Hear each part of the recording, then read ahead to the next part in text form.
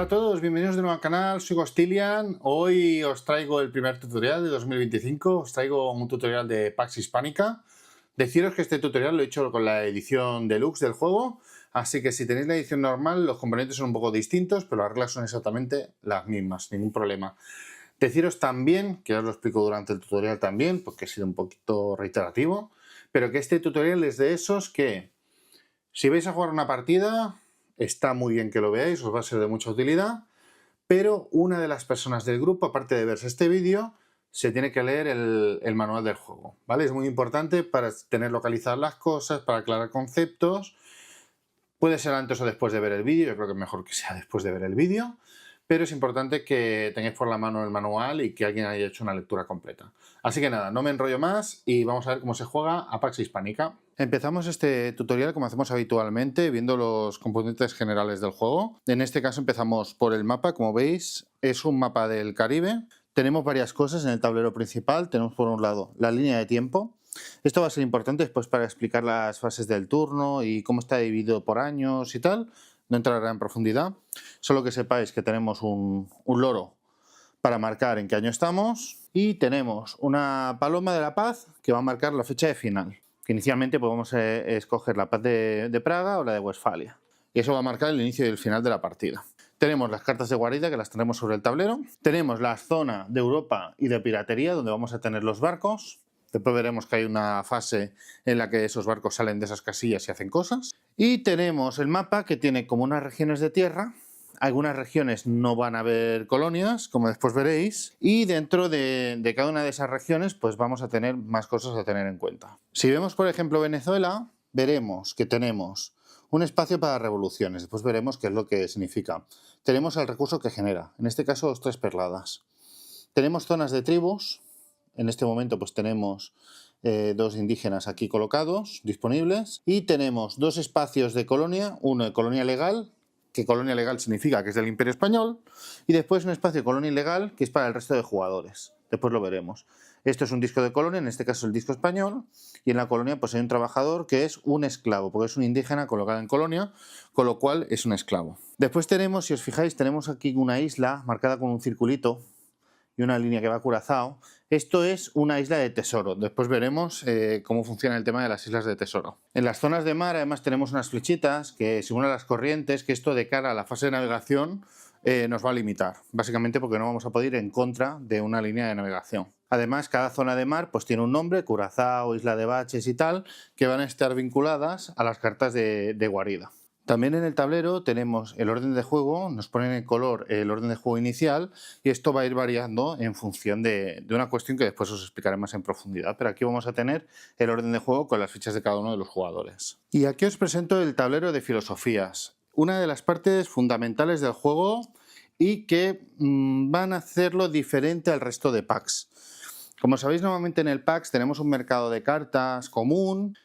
Puedes ir a todas las cartas, simplemente pues algunas cartas hay que pagar más monedas que en otras y tal. Bueno, aquí en este Pax Hispánica lo que vamos a tener es un tablero de filosofías, en que vamos a tener 4 filosofías distintas: colono, monárquico, bucanero o misionero. Y cada una de esas filosofías va a tener un mazo vinculado. Como veis, el mazo en la parte de atrás pues tenemos la filosofía correspondiente. Os lo he puesto así, pero en realidad lo vamos a tener boca arriba. Cada una de estas cartas. Quería que vierais que el reverso es diferente. Entonces, la carta de arriba siempre va a estar boca arriba. Como veis, a diferencia de otros packs, aquí solamente vais a tener 4 cartas boca arriba para ver en el mercado. Entonces, ¿qué más tenemos en este tablero? Tenemos, como os he dicho, las 4 filosofías / profesiones. Y aquí vamos a tener los stand-ups de cada uno de los jugadores, que van a iniciar en su color. Pues el holandés, por ejemplo, va a empezar en esta casilla. Entonces, en función de las cartas que vaya jugando y las acciones que haga, se va a ir moviendo por este tablero. Esto va a posibilitar después hacer las subastas de una manera, de otra, conseguir más o menos cartas. Entraremos después en profundidad. Pero sí que me gustaría aprovechar que tenemos el tablero de filosofías en la mesa, y lo estamos viendo en este momento, para explicaros el tema de la victoria. Cómo funciona el tema de la victoria. Antes de entrar ahí, simplemente deciros que, aparte de esto que os he explicado de las cartas y tal, tenemos el dado de mercantilismo, que lo que va a hacer es limitarnos algunas de las cosas. Recordad que está aquí y después veréis qué es lo que hace realmente sobre la partida. ¿Cómo funciona el tema de la victoria? Pues tenemos una victoria distinta para cada uno de las filosofías y después tenemos una victoria por fichas, que digamos que es al final de la partida. Simplemente, bueno, pues el que tenga más fichas encima del mapa que no estén en zona de revuelta, pues gana la partida. Eso en el caso de que agotemos todo el tiempo. ¿Cuál es la otra forma de acabar la partida? Pues estar en una posición extremista, que básicamente es estar al final de uno de los tracks y cumplir la condición de victoria de cada uno de los tracks. ¿Cuáles son esas condiciones de victoria? Normalmente nos van a pedir títulos, después veremos qué son los títulos. La Tea Party, que es la de colono, sería un título barra reliquia, o sea, un título o una reliquia, y que haya más revueltas fiscales que valor de mercantilismo.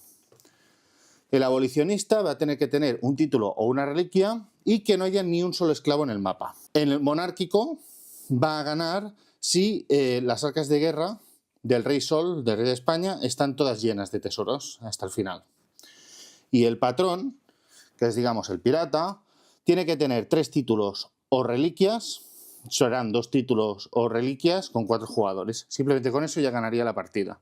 Evidentemente son muchos títulos reliquias que tiene que conseguir. Y ahora vemos el tablero de jugador. El tablero de jugador, como veis, bastante sencillete en este juego. No digo que el juego sea sencillo, ya veréis que tiene bastantes historias. Pero bueno, en el tablero de jugador básicamente tenemos el nombre del personaje, una fotito del personaje, la habilidad especial del personaje, simplemente una habilidad cada uno, un texto de ambientación histórica, la influencia que tenemos actualmente, que nos va a limitar la mano y el número de acciones por carta, esto lo veremos después.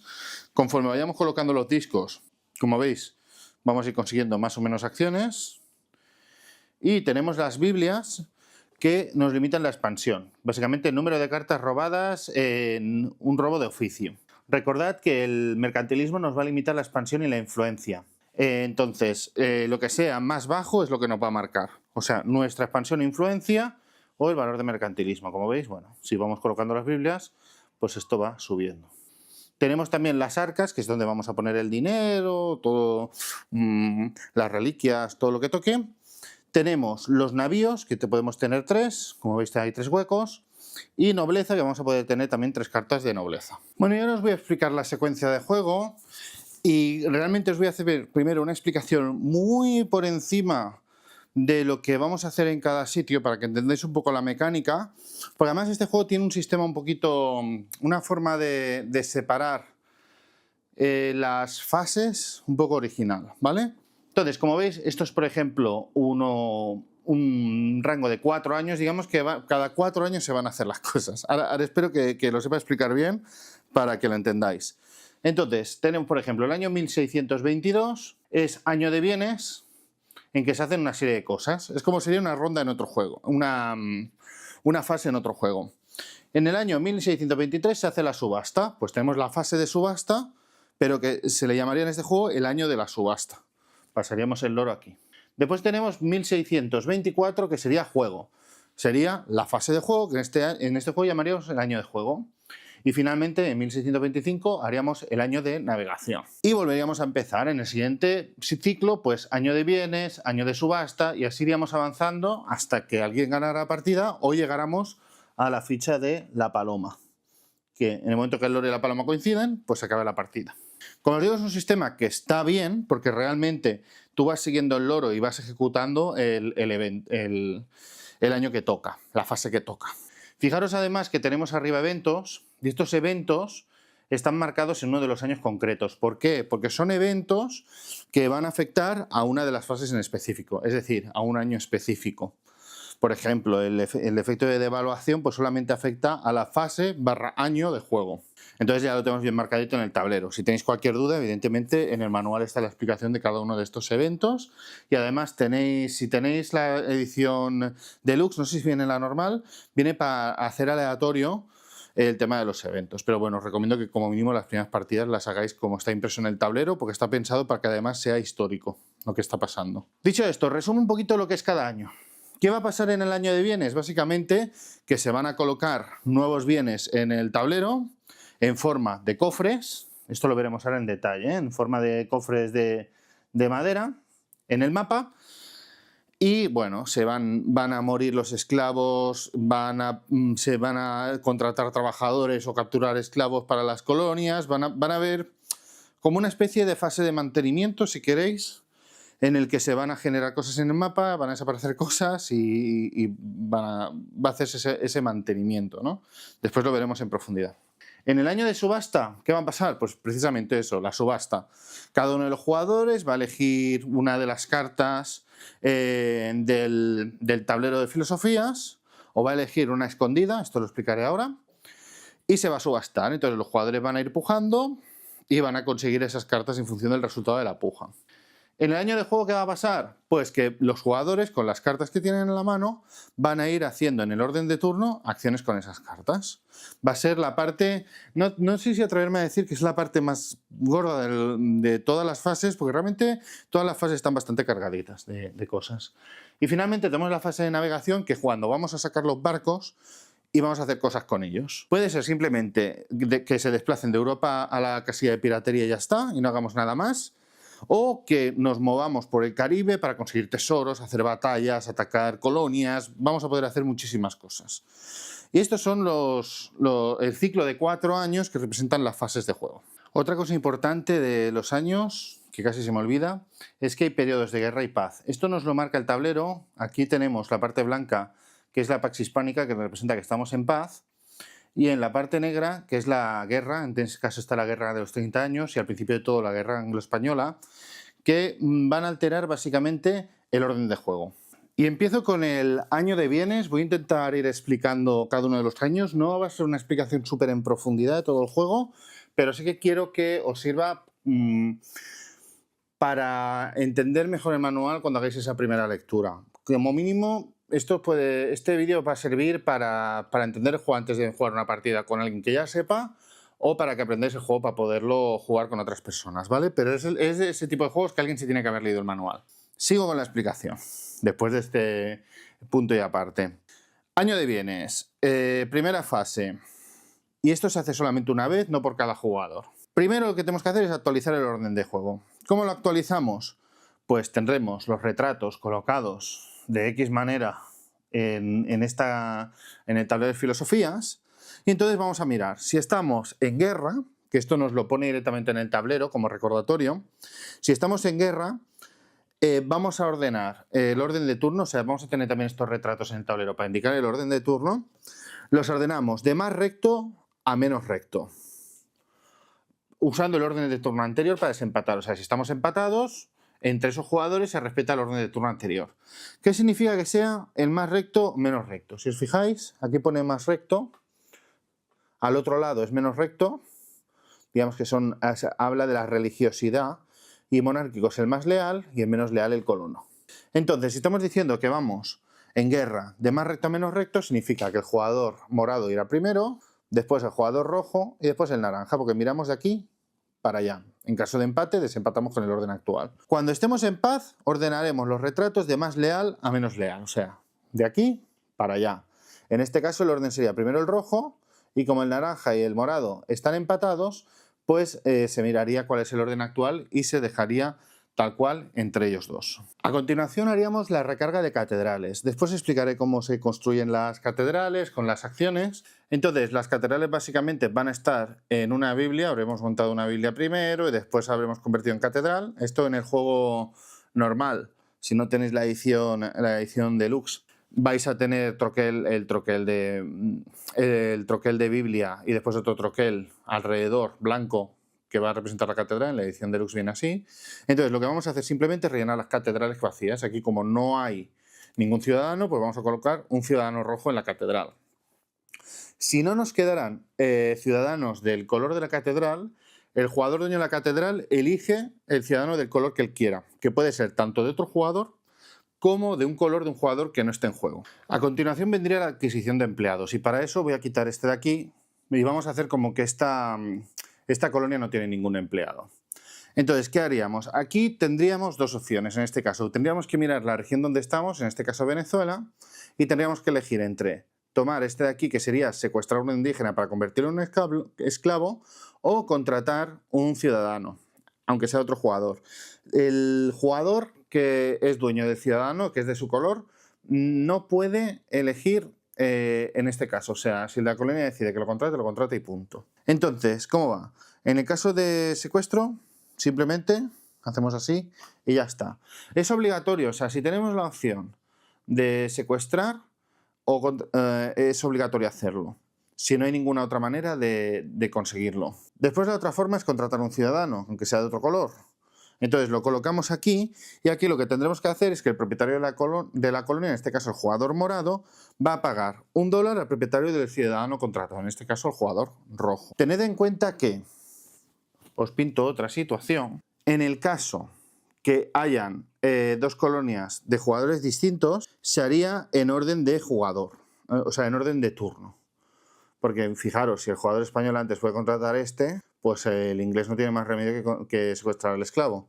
Pero en el caso de que el jugador español no esté en juego, porque durante el setup, os lo digo ahora, os lo podía haber dicho antes, se recomienda que si no sois muchos jugadores, se deje el español sin jugador, pero que esté ahí en la partida, ¿vale? Porque si no queda muy desbalanceado. Tienen que haber 2 o 3 jugadores humanos, o 4 mejor, para que uno lleve el español y pueda estar un poco balanceada la partida.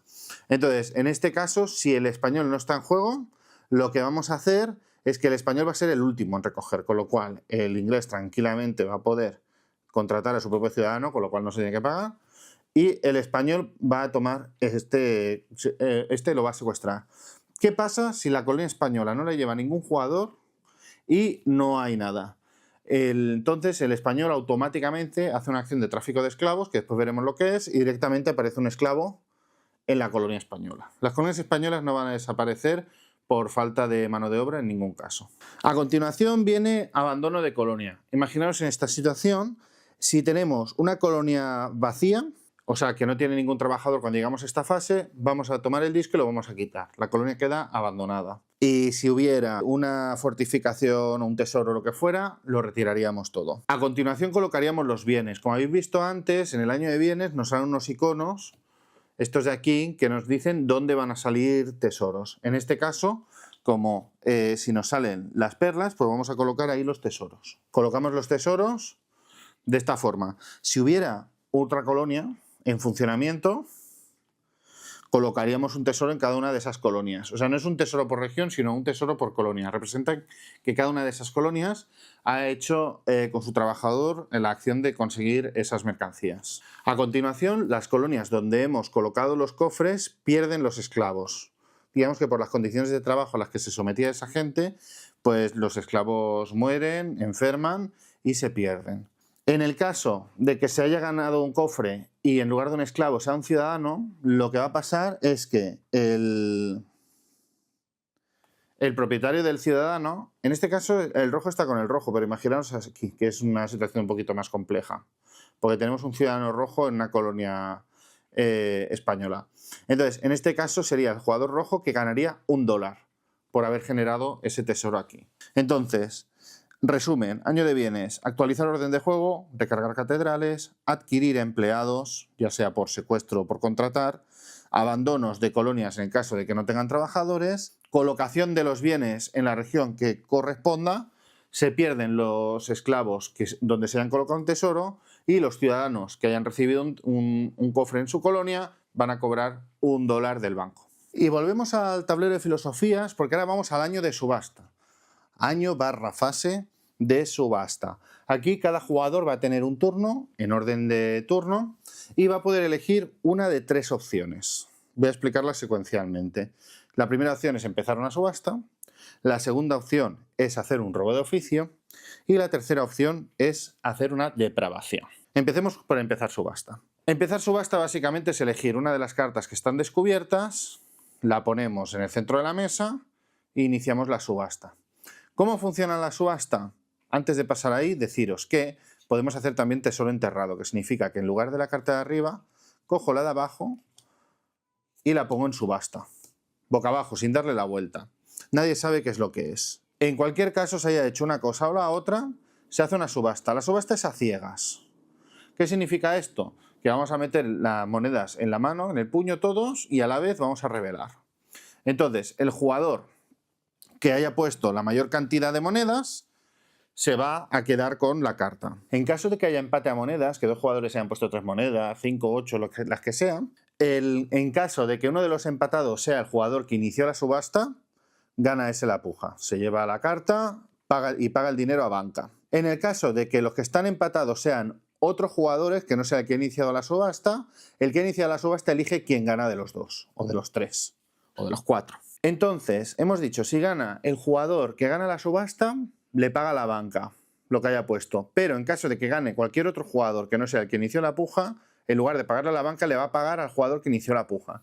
Así que nosotros, cuando decidimos iniciar una subasta, siempre nos va a beneficiar de alguna manera, sea llevándonos la carta que hemos elegido para subastar o cobrando el dinero que han pujado los otros jugadores ganando la carta. Evidentemente, los que han perdido la subasta pues recuperan su dinero sin ningún problema. Una vez se ha hecho el reparto, pues se vuelve a poner la carta de arriba, boca arriba, en el caso de que no se haya hecho tesoro enterrado, porque si no ya la carta boca arriba es la que estaba. La siguiente opción es el robo de oficio.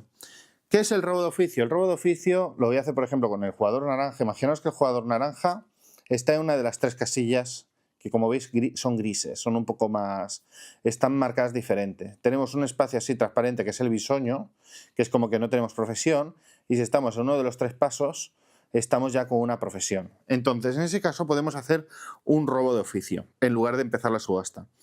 ¿Qué hacemos? Vamos a robar tantas cartas del mazo asociado al oficio como tu expansión.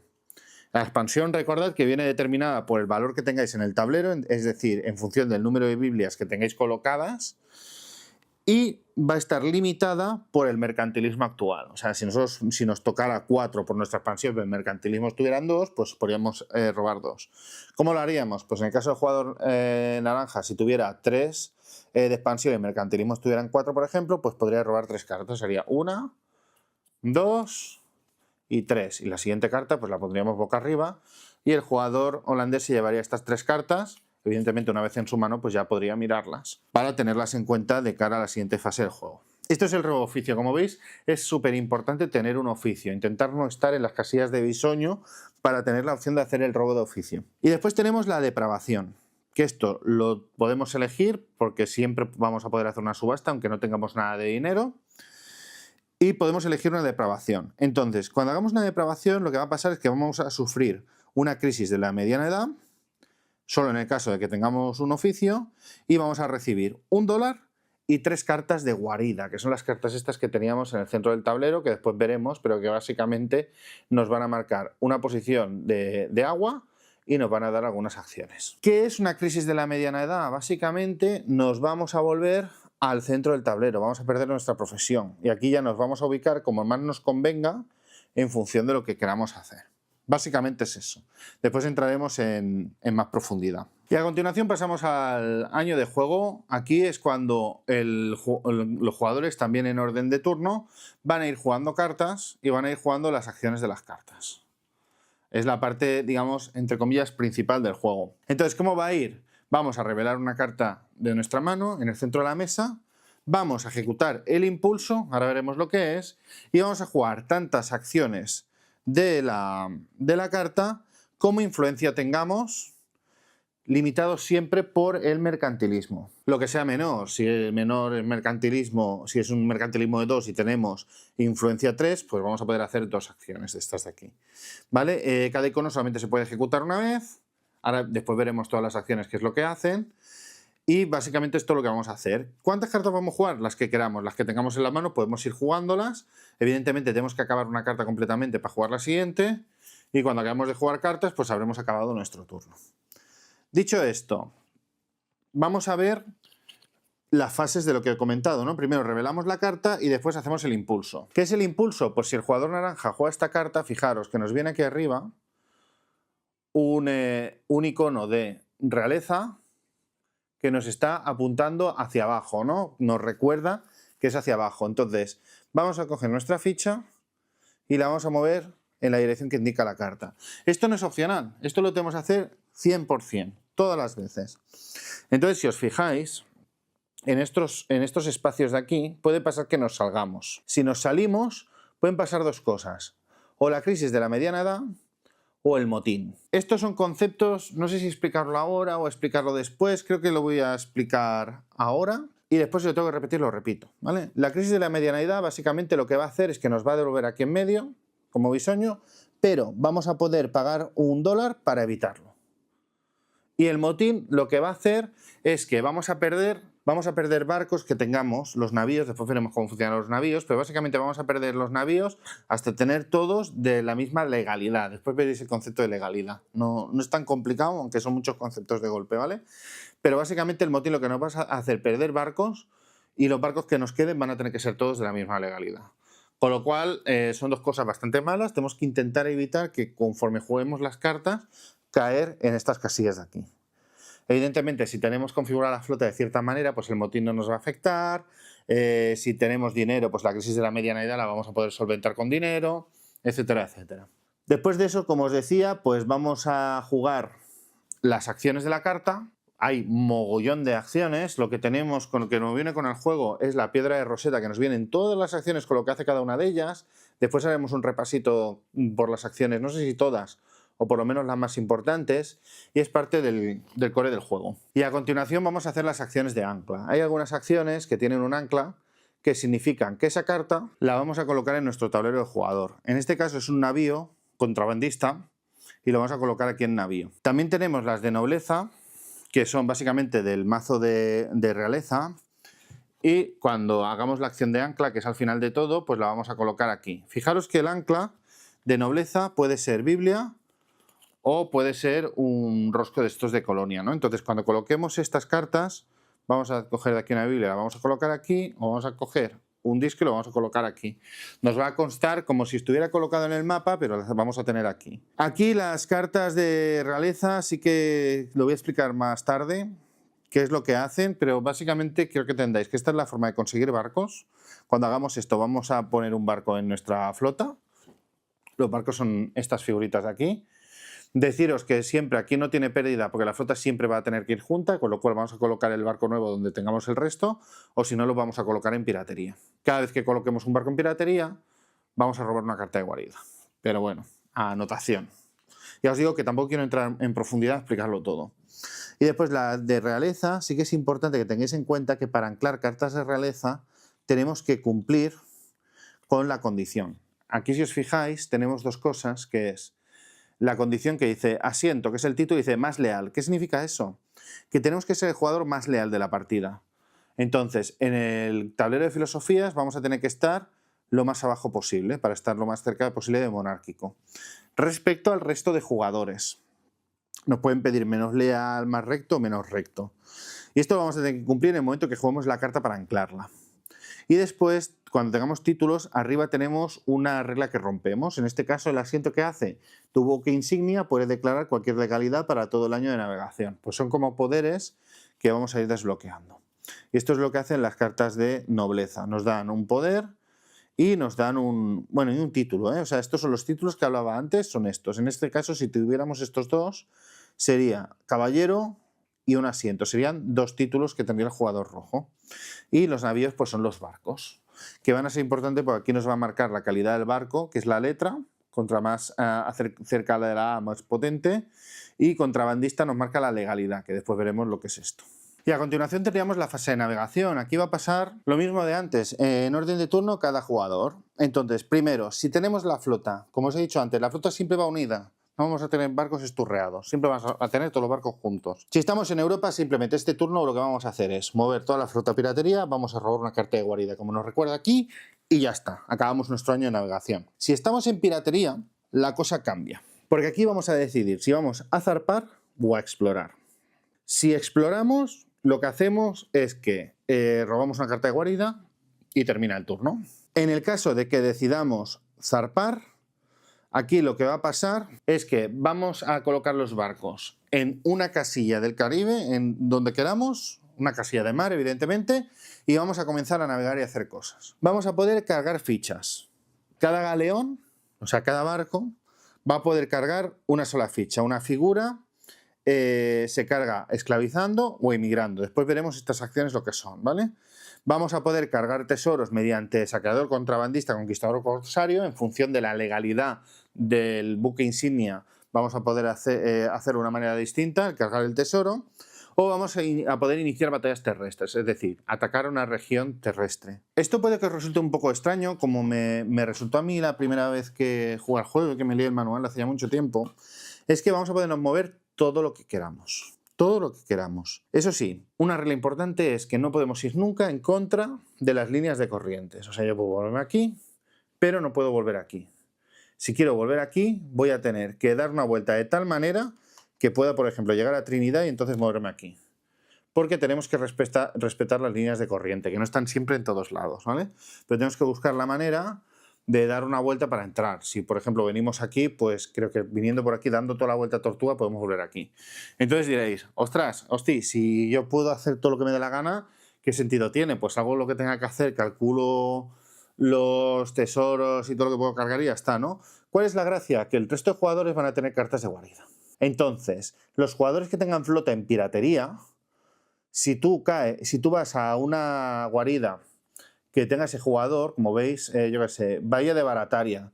Imaginaros que yo voy con la flota, caigo en Bahía de Barataria, entonces el jugador que tiene esa carta puede gritar al abordaje, a por ellos, o lo que le dé la gana decir en ese momento, y entonces se produce un combate naval. Aparece la flota de ese rival, se mueve de piratería a esa casilla y se da un combate. Después veremos el tema del combate. Pero básicamente nos vamos a estar moviendo con el barco, vamos a cargar tesoros en función de la navegación, y cuando nos cansemos de dar vueltas, pues vamos a decidir que volvemos a piratería, pero si conseguimos algún tesoro, tienen que pasar dos cosas. O bien que enterremos tesoros en islas, después veremos cómo, o nos vamos a tener que ir a Europa, que es, vamos a tener que ir a la casilla de la esquina superior derecha y colocar nuestra flota en Europa. Y ahí, en función de la legalidad que tengamos, vamos a cobrar dinero, se lo vamos a entregar al rey de España, van a pasar cosas distintas. Pero esto lo veremos más tarde. Me voy a apoyar en la piedra de Rosetta para explicaros todas las acciones, aunque sea por encima, que tiene el juego. Está muy bien estructurada y en esta hoja tenemos mucha información. Yo quizás hubiese metido 2 o 3 hojitas de estas en la caja porque va a ser de consulta recurrente, pero bueno, tenemos una, es con la que vamos a tener que ir trabajando durante toda la partida. Entonces, ¿qué tenemos? En las cartas de guarida nos pueden aparecer estos iconos de aquí, estos 3. Como veis es matrimonio peninsular, que básicamente cuando juguemos como acción, cuando jugamos cartas, para jugar como acción podemos jugar tanto las cartas de oficio como cartas de guarida también. Si tenemos una carta de guarida la podemos jugar y jugar la acción o acciones de la carta. Entonces, matrimonio peninsular, te mueves a una casilla vacía de matrimonio de cualquier oficio. Veréis que los oficios tienen el icono de los 2 anillos, nos podemos mover a cualquiera de los 4 con esta acción. Después tenemos romance, muévete a cualquier otra casilla vacía de bisoño. En este caso volveríamos a una casilla vacía de bisoño. Diréis, ostras, qué tontería. No, no es ninguna tontería porque muchas veces vamos a tener que jugar cartas que tienen un movimiento de impulso que a lo mejor nos puede perjudicar donde estamos, y moviéndonos con estas acciones pueden ayudar a que ajustemos la posición para que ese movimiento de impulso que nos podía perjudicar y hacernos caer en un motín o ir a un sitio donde no queríamos ir, nos corrijan y nos lleven a un sitio que nos interese, ¿no? Esto ya os digo que es una cosa que se va viendo con la práctica. Y después tenemos el duelo, que básicamente sería intercambiar la posición del tablero de filosofías con un retrato adyacente. Fijaros, os voy a poner ejemplos. Deciros que lo del duelo, si nosotros estamos así y este jugador tiene un impulso a la izquierda, automáticamente se produce un duelo y se intercambian las posiciones, ¿vale? Esto creo que no lo había explicado bien. Entonces, si yo uso una carta de duelo, una acción de duelo, automáticamente puedo hacer esto con un jugador que tenga adyacente, sin tener un impulso hacia esa posición. Vosotros imaginaos que soy el jugador morado, estoy aquí, mirad, estoy aquí y tengo, mira, fíjate, estamos aquí y tengo un impulso a la izquierda. Y esa carta la tengo que jugar sí o sí, el impulso a la izquierda. Pues mira, puedo decir, ostras, pues no me va mal hacerme bucanero, entonces lo que voy a hacer primero es jugar un romance, me voy a ir a esta posición de aquí, y a continuación juego la carta que me impulsa a la izquierda y me vengo aquí, y ahora he cambiado de profesión a bucanero. Este es el sentido de estas acciones de las cartas de guardia. Más cosas que nos explica la piedra Rosetta. Pues mirad, tenemos los iconos en las cartas de mercado, que es lo que os decía, que son 4 flechas, arriba, abajo, izquierda, derecha, y que además nos ponen estas flechas pues hacia dónde estamos yendo, hacia qué profesión. Pero básicamente es saber la orientación por la que te vas a mover en el tablero. Después tenemos la náutica. Fijaros, ya nos dice aquí que la A es la mejor náutica y la Z la peor. Ahora cuando veamos el combate también veréis el sentido que tiene esto. Y después tenemos las legalidades que nos salen en el icono, que son las 4 legalidades que os he dicho: saqueador, conquistador, contrabandista y corsario, y después entenderéis el sentido de esto. Como os decía antes, el ancla pues nos sirve para anclar cartas, ya sean de títulos nobiliarios como de barcos. Tenemos acciones de carta de mercado, que ya son todas estas, toda la que hay en la pila de la Roseta, ya son todas acciones de cartas de mercado. Y tenemos un mogollón de acciones posibles. Tenemos la apostasía, que muestra 2 impulsos, ¿vale? A lo mejor nos sale el impulso de colonia y el de colono y el de monárquico. Entonces, ¿esto qué hace? Los jugadores que tengan cartas de ambos impulsos en su tablero de jugador van a descartar todas las cartas de uno de ellos. O sea, obligas a todos los jugadores, incluido a ti mismo, a elegir uno o el otro. Van a ser siempre los opuestos, o sea, o colono o monarca, o bucanero y misionero. Entonces, cartas en tablero, ¿cuáles son? Pues la de títulos y las de navíos. Entonces, aquí puede ser una bomba atómica, porque si un jugador ha ido poniendo cartas opuestas, pues con una carta de estas le puedes hacer bastante daño. Otra cosa que tendréis en cuenta cuando llevéis un par o tres de partidas es intentar no anclar cartas que sean diametralmente opuestas, precisamente para que no os jueguen la apostasía. Tenemos la armada. La armada es un poco especial porque lo que hace es que te dice que si tienes menos de 3 navíos, robas la carta superior del mazo de navíos y la anclas sin aplicar impulso. Y sin acciones ni nada, directamente coges el barco, pum, lo anclas, ganas el barco, lo colocas y robas una carta de guarida. Eso es lo que haces en el momento que juegas armada. Después tenemos Biblia, y este sí que me gustaría explicároslo junto con la acción de catedral, que lo tenemos aquí abajo explicado más súper bien, que es la acción de alfabetización. La Biblia lo que va a hacer es que vamos a colocar una Biblia bajo un indígena en una tribu para crear una parroquia. Es decir, imaginaros que elegimos este indígena del Delta Macuro y somos el jugador rojo, ¿no? Y decimos, vale, pues vamos a colocar una parroquia con el icono de Biblia. Entonces, pues simplemente pues vamos a colocarlo aquí, colocamos si queréis el personaje encima, y esto representa que ahí hay un misionero que está intentando evangelizar a esa tribu. Perfecto. ¿Cuál es el siguiente paso? Fijaros que sigue siendo de color blanco. Esto significa que sigue siendo indígena, por lo tanto lo pueden seguir secuestrando. Si nos secuestran a este indígena, esto se llama martirizar, porque además nos cargamos la Biblia de abajo. Es como que nos estamos cargando también a los religiosos que están intentando evangelizar a esa tribu. Entonces, ¿qué es lo lógico que viene después de la parroquia? La alfabetización. La alfabetización básicamente lo que hace es que cogemos una parroquia, convertimos al indígena en ciudadano del color correspondiente y añadimos una ficha de catedral. Entonces, en este caso, pues colocaríamos la catedral y cambiaríamos al indígena por un ciudadano. Y a partir de aquí, pues la catedral, como habéis visto antes, irá generando ciudadanos. Por lo cual es una secuencia de 2 acciones que es súper interesante y es una de las claves del juego. Bueno, tenemos mercado negro, que nos va a permitir vender cualquier número de cartas de mercado de guarida de tu mano por $2 cada una, incluso tras el presagio de devaluación. Normalmente podemos vender las cartas de la mano en cualquier momento por $1. Esta carta nos va a permitir venderlas por 2. Las de guarida normalmente no se pueden vender, pero con esta acción sí que las vamos a poder vender. Tened en cuenta una cosa, que en este juego casi todo es negociable con el resto de jugadores. Entonces, podéis vender las cartas también a otros jugadores sin problema. Te vendo la carta por tanto, toma, te la compro. Incluso en el momento que digáis vosotros, vendo esta carta por $1, te puede decir otro jugador, espérate, y hacerte una oferta, ¿vale? Esto se puede hacer perfectamente, no hay que decir, no, ya la he vendido, bueno. Puedes negociarlo antes de ejecutar la venta. Después tenemos la casa de contratación, que es otra acción. Mueve cualquier flota desde Europa a piratería. Su propietario roba una carta de guarida. Esto básicamente lo que hace es que vuelva la flota más rápido de Europa y no perdamos un turno entero de navegación en que la flota pase de Europa a la casilla de piratería, es decir, al Caribe. Después tenemos el disco, la acción de ficha. Colocamos un disco de colonia en cualquier espacio español, si eres el español, o en un espacio de asentamiento ilegal, si no eres español. También puedes fortificar una colonia si no estuviera fortificada. Es decir, imaginemos de nuevo que soy el jugador rojo, yo con la acción de disco puedo tomar un disco en mi tablero y colocarlo en un espacio de colonia ilegal. Recordar que las colonias ilegales son las que no tienen color morado y las que tienen color morado son las colonias españolas.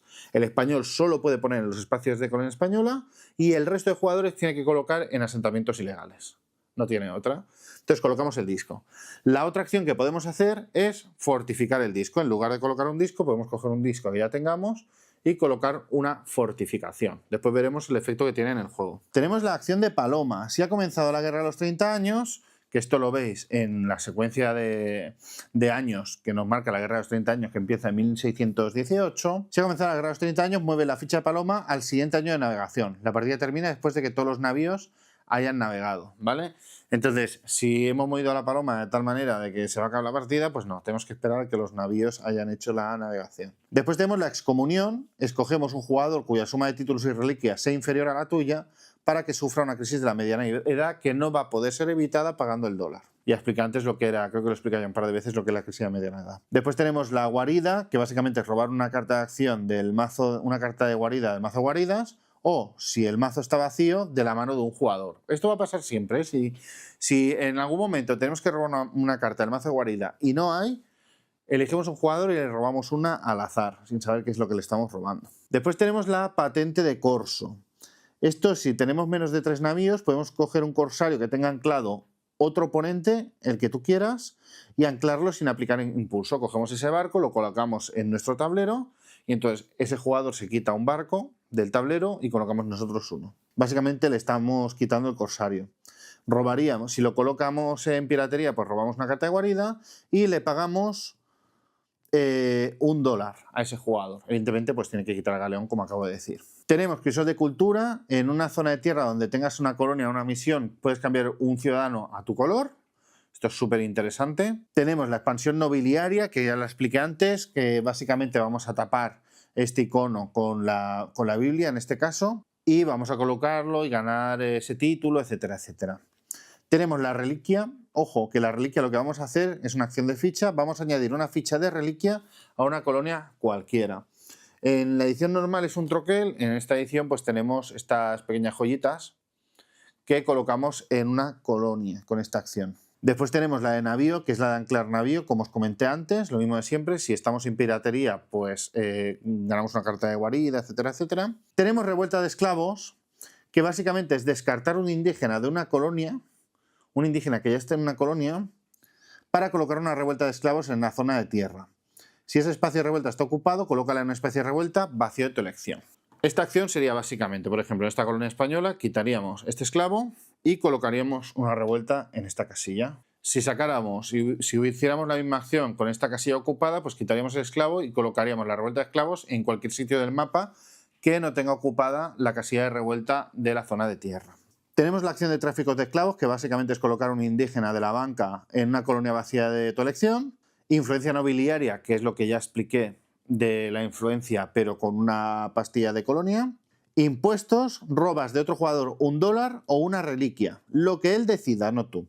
Ese jugador puede colocar una revuelta fiscal donde quiera, ¿vale? Las revueltas fiscales básicamente están en el lado contrario de las revueltas de esclavos y son importantes para la victoria del colono, ¿vale? Entonces, en un momento dado, al colono le va a interesar el tema de la acción de impuestos para que el resto de jugadores vayan colocando este tipo de revueltas. Después tenemos la revuelta fiscal, que es descartar uno de tus ciudadanos para colocar una revuelta fiscal en esa misma zona de tierra. Si ese espacio de revuelta está ocupado, coloca un espacio de revuelta vacío de tu elección. Pues mirad, un ejemplo lo voy a hacer en la misma zona y todo. Quitamos uno de mi color, en este caso si soy jugador rojo retiro este, y coloco una revuelta fiscal en esa misma región.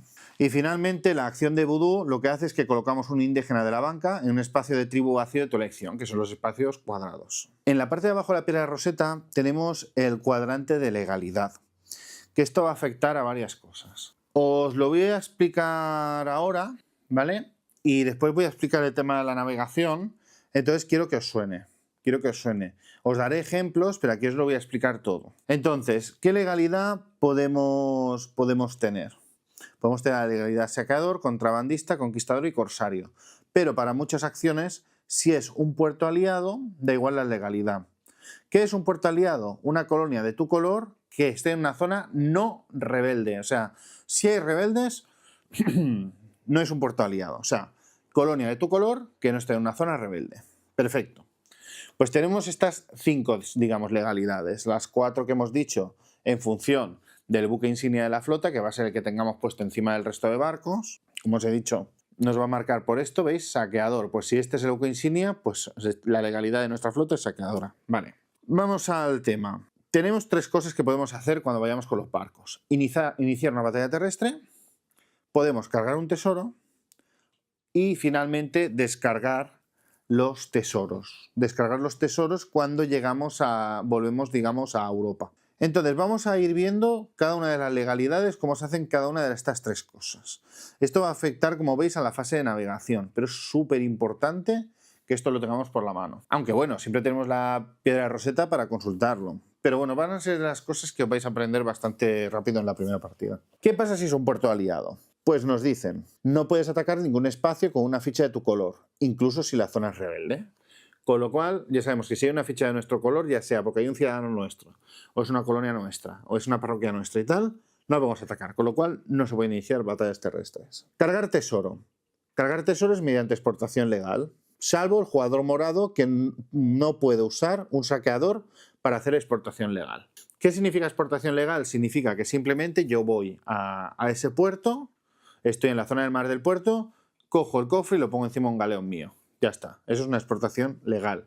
Ni tengo que pagar, ni tengo que hacer batallas, ni tengo que hacer nada raro. Ojo, que ya nos dice que el jugador morado, que es el español, no puede tener legalidad saqueador para hacer una exportación legal. Es la única excepción a la regla. Si eres saqueador y eres español, no puedes hacer exportación legal en tus puertos. Y finalmente, descargar tesoro. Todo el tesoro debe descargarse en Europa o en una isla válida. Como os decía, hay la opción de enterrar tesoros en las islas. Básicamente es ir a una isla y dejar el tesoro en una isla.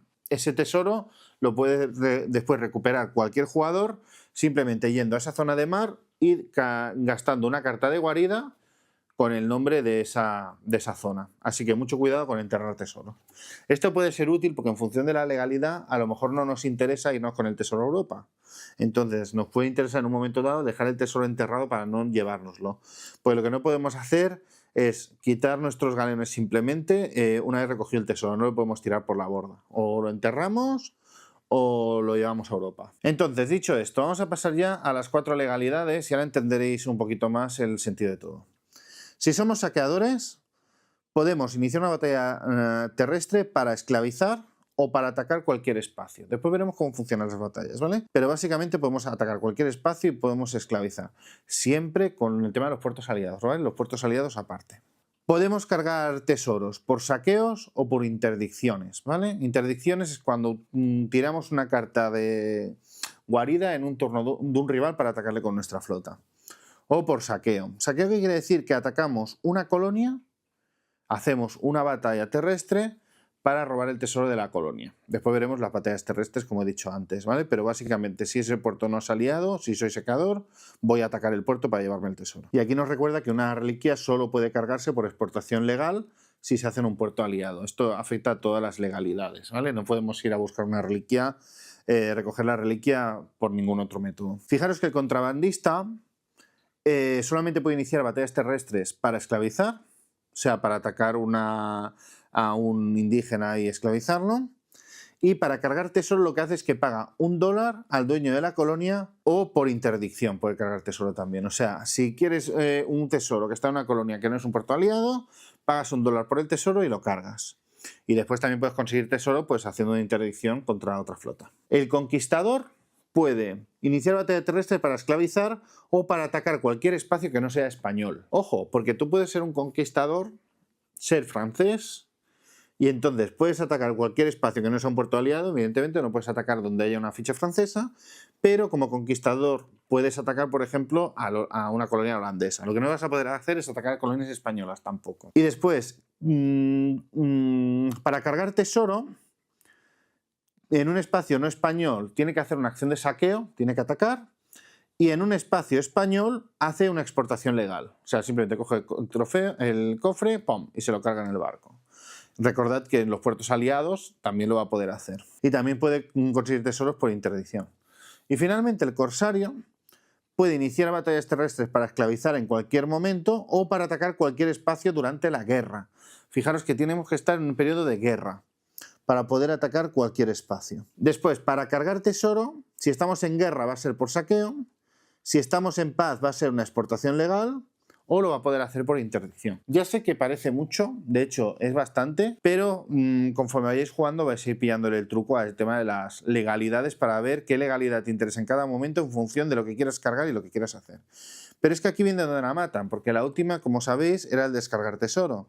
Y aquí Puerto Aliado nos decía, no, esto tienes que descargar siempre en Europa o entrar a una isla. Pero si vamos a Europa, ¿qué es lo que pasa? Pues aquí tenemos que ver las legalidades. Fijaros, el saqueador y el contrabandista van a ganar 4 dólares por cada cofre y el dinero va directo a tus arcas y el cofre se descarta. Pero el conquistador y el corsario lo que van a hacer es que todos los cofres van a las arcas de guerra del rey de España, que son las que teníamos aquí en el tablero de filosofías, que recordad que cuenta para la victoria del monárquico, y solo vamos a cobrar 2 por cada cofre. Además, si hacemos esto, pues vamos a poder ajustar el dado de mercantilismo, uno hacia arriba o uno hacia abajo. Va a ser la única manera de ajustar el dado de mercantilismo.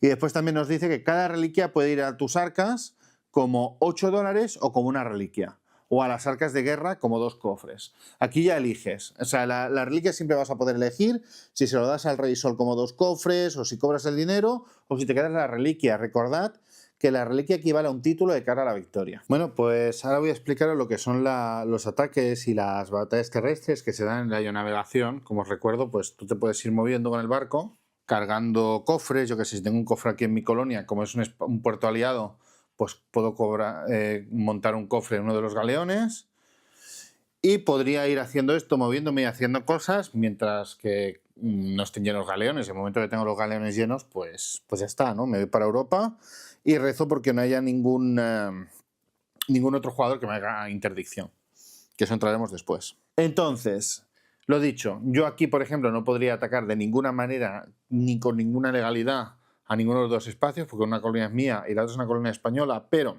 hay un ciudadano mío. En el caso de que estuviéramos así, en función de la legalidad, podría atacar a la colonia española. Imaginaros que la colonia española tiene un cofre, yo ya he recogido un cofre de la mía, pero quiero cargar también el cofre español. Y en este caso, pues lo que os decía antes, si fuera un conquistador lo podría cargar sin problema, porque es una colonia española, y si fuera un contrabandista podría pagar $1 para cargarlo. El corsario, en función de la época, podría hacer una cosa u otra, y el saqueador pues tendría que hacer un saqueo, ¿vale? Si se tiene que producir un saqueo, pues iniciaremos una batalla terrestre. ¿Cómo van las batallas terrestres? Deciros que el límite de ataques que podemos hacer por ronda de navegación es igual al número de galeones. Si tenemos 2 galeones, en toda fase de navegación podemos hacer como mucho 2 ataques, no podemos hacer más. Y deciros que las batallas de esclavización, que sería, por ejemplo, imaginaos que estamos en este espacio de mar, podemos atacar a esta tribu para llevarnos este esclavo en el galeón, porque nos interesa desembarcar una colonia nuestra o lo que sea, ¿vale? No podemos iniciarlo si no es que hay una colonia vacía, que no tenga trabajador, o sea, no podemos secuestrar por secuestrar. Si secuestramos es porque lo vamos a llevar a una colonia vacía y lo vamos a descargar. Si no, no podemos secuestrarlo. Imaginaos, decido dar batalla a esta colonia española porque me quiero llevar el cofre. Tenemos que tener en cuenta la fuerza que tienen ambos bandos. Entonces, fuerza igual a 1. Las revueltas, tanto de esclavos como fiscales, colonias, ciudadanos, galeones y Biblias francesas, porque las Biblias francesas sí que tienen fuerza, las otras no, tienen un punto de fuerza, las sumamos.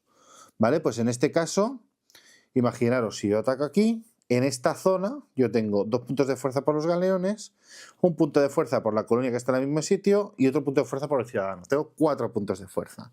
Y el que tiene un punto de fuerza, si el español tuviera una fortificación, vamos a ponérselo, tendría un punto de fuerza adicional, con lo cual tendría 2 puntos de fuerza el español. Ojo, porque aquí puede pasar lo siguiente, y aquí se pone más interesante aún. Imaginaros que el jugador francés tiene un ciudadano aquí. Pues este ciudadano aportaría un punto de fuerza a la colonia. Si fueran esclavos, no. Los esclavos no pueden aportar fuerza, pero los ciudadanos sí. Y aquí obligaríamos al jugador azul a defender la colonia. Diferente sería si, por ejemplo, hubiera una Biblia aquí. Vamos a imaginar que hay una Biblia aquí, evidentemente, con un nativo.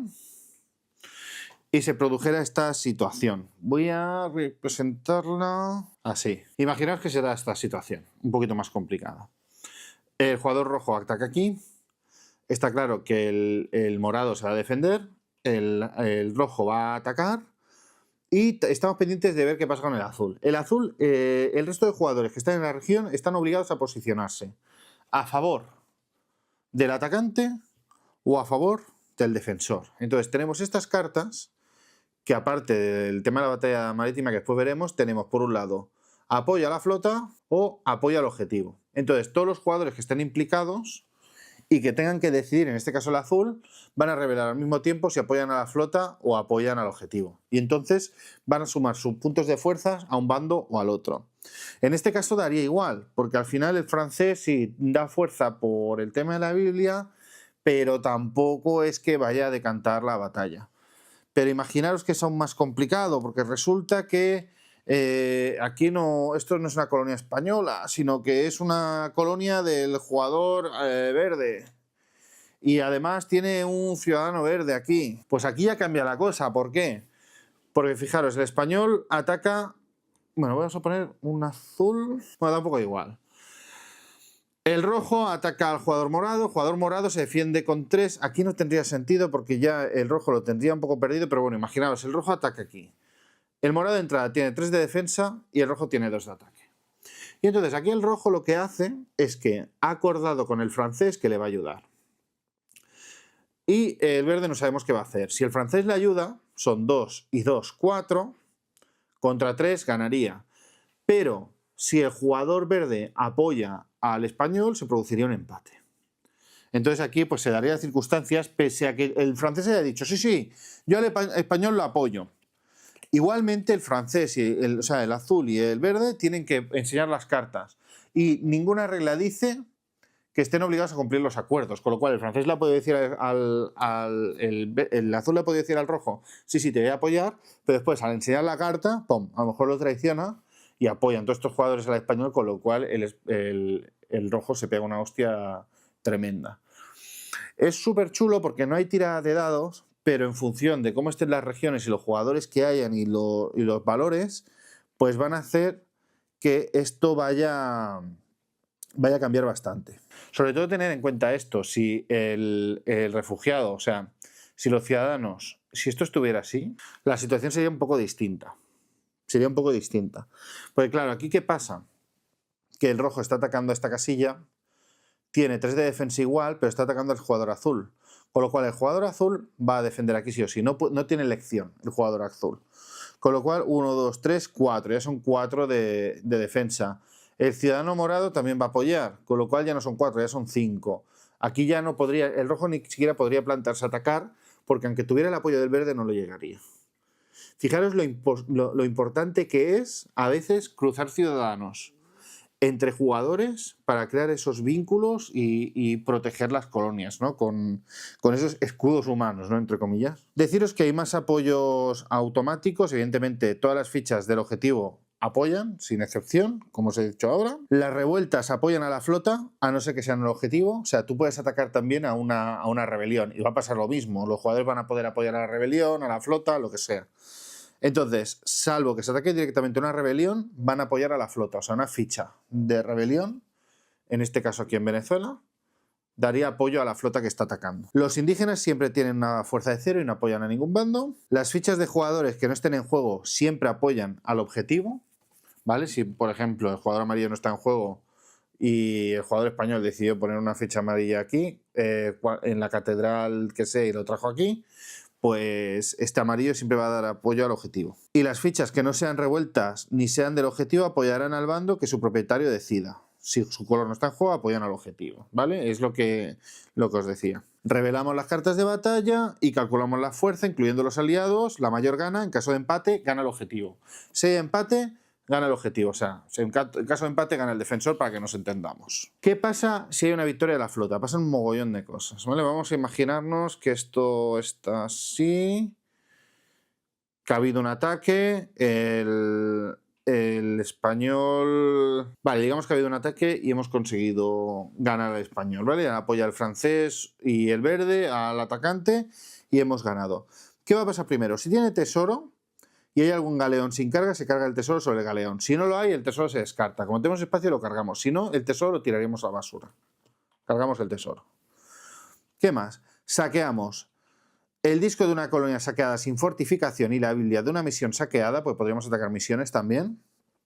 Se descartan a los tableros de jugador, ¿vale? Si hubiésemos atacado aquí, esto se descartaría. Pero como es una colonia fortificada, lo que haremos es descartar solamente la fortificación. Incluso no se perdería tampoco un empleado de la colonia, simplemente la fortificación.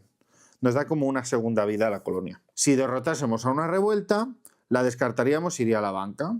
El ciudadano, si hubiera un ciudadano, descartaríamos el ciudadano a la reserva de su propietario y esto generaría una revuelta fiscal en la región. Imaginaos que no hay revuelta fiscal y aquí hubiera un ciudadano, pues el ciudadano lo descartaríamos y a menos que el propietario de ese ciudadano, del ciudadano, no de la colonia, pague un rescate de $1 al atacante, se generaría una revuelta fiscal en esa región. Si el refugiado no tiene dueño porque se ha elegido un color que no está en juego, pues la banca automáticamente pagaría ese $1. Si esto fuera contra indígenas, imaginaros que, yo qué sé, estamos atacando a los indígenas en esta región, lo que pasaríamos es que cogeríamos el indígena y lo colocaríamos aquí en el barco. Entonces tendríamos que ir a alguna colonia para descargar a ese indígena como esclavo. Además, también podría el atacante liberar. Imaginaros esta situación. Hemos cargado el tesoro, nos cargamos, ya nos habíamos cargado ante la fortificación, nos cargamos esta colonia y entonces este esclavo lo podríamos liberar a un espacio de tribu o lo podríamos descartar para generar una rebelión de esclavos en la región. Tenemos esas dos opciones. Y lo dicho, si la casilla está ocupada, pues evidentemente lo colocaríamos en otra región. Si ganara el objetivo, en este caso si ganara el español, imaginaros que se ha producido el ataque, estos dos han dado apoyo al español y ha perdido la flota. En este caso lo que pasaría es que se descartaría una ficha de galeón a elección del propietario junto con la carta de buque insignia. Si hubiera un exceso de carga, o sea, si estuvieran los dos barcos cargados, pues se perdería la carga. Entonces perderíamos siempre el buque insignia, no podemos elegir el buque que perdemos, con lo cual podría haber un cambio de legalidad. Una nota sobre el tema de las revueltas. ¿Qué implica que una zona sea rebelde? Implica cuatro cosas. Primero, no podemos secuestrar en una zona con una ficha de rebeldía. Primero tenemos que atacar y destruir la ficha de rebeldía, porque es la única forma de hacerlo, con un ataque terrestre. Cancelamos puertos aliados. Una colonia en una zona rebelde nunca es un puerto aliado, pero va a seguir produciendo cofres, así que el jugador español aquí, por ejemplo, no podría recoger cofres porque hay una rebelión. No se consideraría un puerto aliado a esos efectos. Las fichas que hubiera en esta región de cara al año de la paloma, o sea, a la victoria por fichas, no computaría, con lo cual el jugador español esta ficha no tendría un +1 en la puntuación final, porque hay una rebelión. Ojo, porque en el caso de que hubiera una victoria de Tea Party, estas fichas sí que contarían para esa victoria. Y ahora vamos a ver las batallas marítimas, las batallas entre barcos, vamos a ver cómo se pueden producir. Imaginaos que el jugador inglés, bueno, acaba de saquear el puerto de Coro en Venezuela, va con sus cofres y el jugador español, cuando ve que llega Port Royal, juega la carta de guarida de Port Royal y coloca la flota que tenía en piratería, tiene que estar en piratería, en esta casilla. Se ha dado una interdicción. El jugador español está atacando al jugador inglés en este caso. Entonces aquí pueden pasar dos cosas. Primero, que el jugador inglés decida rendirse a la interdicción, en el caso de que cargue, que sea una flota del tesoro, o sea que tenga tesoro, si no, no puede rendirse, o puede haber una batalla.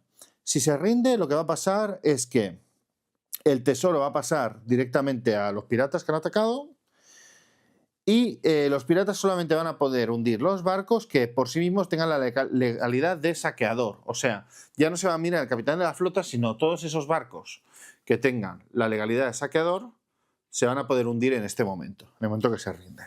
Evidentemente puede haber una negociación. Después veremos que en este juego se pueden negociar muchas cosas y en el momento que hay una interdicción, antes de iniciar batalla, podéis negociar los términos de la rendición, si se van a hundir barcos, si no se van a hundir barcos, si te voy a dar una carta, si te voy a dar no sé cuánto dinero, etcétera, etcétera, ¿vale? Es una de las cosas que le da chicha al juego. Deciros que no hay límites en las interdicciones que puede hacer un jugador. Pueden ser múltiples. Aquí puede haber una batalla, seguir el jugador rojo y después volverla a hacer una interdicción el jugador morado otra vez si tiene la carta de esa región, si tiene la carta de guarida de esa región. Y finalmente, después de la batalla, las consecuencias son que tras la batalla, las flotas supervivientes se colocan en piratería o navegan hasta Europa. Si la flota del tesoro se rindió, se debe ir a piratería. Si ninguna flota tiene tesoro, el jugador en turno continúa navegando mientras que la flota pirata se vuelve a piratería al final de la batalla. Si la flota del tesoro tiene tesoro, en ese caso se continúa navegando mientras que la flota pirata vuelve a piratería, o sea, tiene que seguir intentando llegar hasta Europa. Si la flota pirata tiene el tesoro porque se lo robó a la flota que atacó, en ese caso tiene esa flota pirata en el turno del rival al que ha hecho la interdicción, tiene que intentar llegar a Europa, ¿vale? Y puede ser, de nuevo, ser objetivo de interdicciones por parte del jugador que estaba en turno, incluso por parte de otros jugadores. Hay que acordarse bien de quién era el turno de navegación.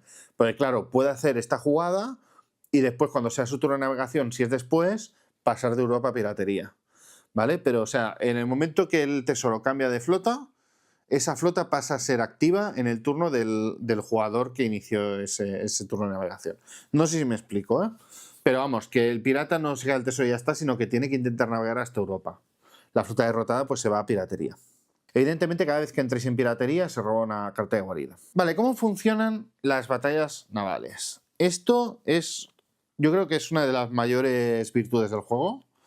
Básicamente tenemos estas cartas de nuevo, pero si os fijáis, tenemos en la parte de extrema de cada carta, arriba y abajo, tenemos rendirse, tenemos abordar, tenemos huir y tenemos ganar Barlovento. Aquí nos pone un texto de qué consecuencias tiene contra cada uno de los demás ataques. Es chulo porque cada jugador en secreto va a elegir una carta y después las van a enseñar y se va a comparar lo que ha jugado cada uno y va a verse las consecuencias, que es lo que pasa. Entonces, yo creo que mejor que explicaroslo todo, que os puedo poner en la cabeza como un bombo, lo que voy a hacer es poneros ejemplos, ¿vale? Imaginaros que, en este caso, el jugador español juega abordar y el jugador inglés juega ganar Barlovento. Entonces nos dice, abordar contra ganar Barlovento. La mejor náutica hunde el buque insignia del oponente. Si los piratas tienen los mismos o más navíos, roban la carga. Fácil, ¿no? ¿Cuál era la mejor náutica? Pues recordad, se mira el capitán, o sea, el barco insignia, y la letra esta, si es la A es la mejor, la Z es la peor, y entre medias pues miramos, una E gana una F, por ejemplo. Pues nos está diciendo que en este caso, si es abordar contra ganar Barlovento, la mejor náutica hunde el barco insignia del oponente. Si los piratas tienen más navíos, después roban la carga. Imaginaros que es el caso, hunden un barco inglés, pues pueden robar la carga sin ningún problema. Otra situación que se puede dar, pues imaginaros.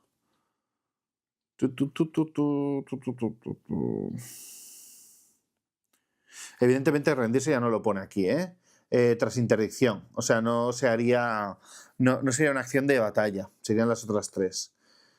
Sería, pues los piratas roban la carga, etcétera, etcétera. Nos lo pone todo en las cartas, es lo bueno, ¿eh? Entonces, si por ejemplo se juega huir, el jugador inglés juega huir y el español abordar, ¿qué pasaría? Pues lo miramos aquí, abordar contra huir. La flota del tesoro escapa y sigue navegando. Pues fijaros, si sé que el español va a intentar abordarme, o sea, va a hacer la acción de abordar, si juego huir, me voy a liberar. Me voy a escapar sin problema. ¿Qué hago yo si yo soy el español? Digo, va a huir, porque si piensa que voy a jugar a abordar. Pues entonces voy a jugar ganar Barlovento. Pum, la enseñamos y ha acertado. Me ha jugado huir y yo he jugado ganar Barlovento. Si lo jugamos ganar Barlovento contra huir, dice, los piratas hunden el buque insignia del oponente. Si los piratas tienen más navíos, roban la carga. Aquí ya ni siquiera miramos la náutica. Simplemente como el otro ha huido y yo he hecho ganar Barlovento para ir más rápido, pues le he hundido un barco y después comparamos el número de barcos. Así que veis, el combate no se tiran dados tampoco, pero me parece súper, súper chulo cómo está resuelto. Cómo está resuelto, pues la verdad es que es muy temático y queda chulísimo. Y el hecho de que puedas negociar antes de jugar la carta de rendirte, si quieres rendirte o de iniciar batalla, Es chulísimo. Como ya os expliqué las condiciones de victoria al principio de todo, no hace falta que lo vuelva a explicar, os la resumo muy rápido. Si llegamos al año de la paloma, contamos el número de fichas que hay encima del tablero, excepto las que están en una rebelión, y el que tenga más fichas pues gana. Y después, en función del oficio que tengamos cada uno, si llega alguien a extremista y cumple las condiciones de ese oficio, gana la partida inmediatamente, que es en función de títulos, en función de lo que nos diga cada uno de los oficios. Lo expliqué al principio del vídeo. ¿Qué pasa? Que una de las gracias del juego es el tema de poder negociar las cosas. Puedes negociar un mogollón de cosas que hacen el juego súper interesante. Entonces, ya no lo dice aquí el manual, hay una sección, la G1, que habla exclusivamente de esta cuestión. Nos dice las restricciones, las promesas acerca de qué carta de batalla o táctica se va a jugar en una batalla, sea terrestre o naval, nunca son vinculantes. Otros acuerdos y promesas sí lo son, pero solo durante el año en curso. Nos dice rendición. En una interdicción se pueden negociar condiciones de rendición para evitar la batalla naval, lo que acabamos de explicar, ¿no? Tributo. El año de navegación. Justo antes de la batalla terrestre, el atacante puede pedir el pago de un tributo, normalmente $1 o una carta de mercado guarida, pero no necesariamente que, si la víctima acepta, evitaría el conflicto. Por contra, lo causará si lo rechaza. También permite negociaciones de apoyo, no vinculantes, lo que os decía. O sea, podéis hacer una batalla terrestre, antes de que se produzca la batalla terrestre, negociar con el atacado, y si se llega a un acuerdo, pues se anula el ataque. Y además podemos negociar con los otros para que nos apoyen en la batalla terrestre, tanto si somos el defensor como el atacante, pero eso ya no es vinculante. O sea, eso, como al final tienen que jugar una carta, tenemos que confiar en que vayan a jugar lo que hemos hablado. Apoyo en subasta. Antes de una subasta puedes prestar dinero con condiciones a otro jugador. Si por haber iniciado la subasta tienes que coger al ganador de una subasta, puedes negociar con ellos. Habilidades de nobleza y acciones. Si un efecto te permite escoger entre varias opciones, estas son negociables. Fijaros que el juego nos permite mogollón, nos da mucha cancha. La tarifa de contrabando. Puedes pagar el soborno de $1 en lugar de otro jugador, seguramente a cambio de una parte del botín. Pues imaginaros, si tenemos un contrabandista que no tiene dinero y quiere recoger un tesoro, le podemos decir, mira, te pago yo el $1, pero después cuando vendas el tesoro me das $2 de la venta del tesoro, por ejemplo. Después, cartas de la mano en el año de juego. Si recibes cartas de la mano de otro jugador durante el año de juego, recuerda que al final tendrás que descartar hasta cumplir el límite de mano. Esto no lo he explicado. Evidentemente, en el año de juego podemos comprar y vender cartas a otros jugadores, pero tenemos un límite de mano. El límite de mano lo tenemos limitado por el mercantilismo y por la influencia que tengamos, ¿vale? Entonces tenemos que tener cuidado porque al final del año de juego vamos a hacer la comprobación de mano y podemos perder cartas. Siempre podemos vender antes de perderlas a cambio de nada. Pero como veis, es súper interesante todas las cosas que pueden negociar. Incluso tenemos una nota aquí en el manual que dice: en una partida de 3 jugadores que incluye a España, los otros 2 jugadores necesitarán cooperar intercambiándose cartas para tener combinaciones robustas de colonias y misiones. Pero ya os digo, jugar contra el español es súper complicado.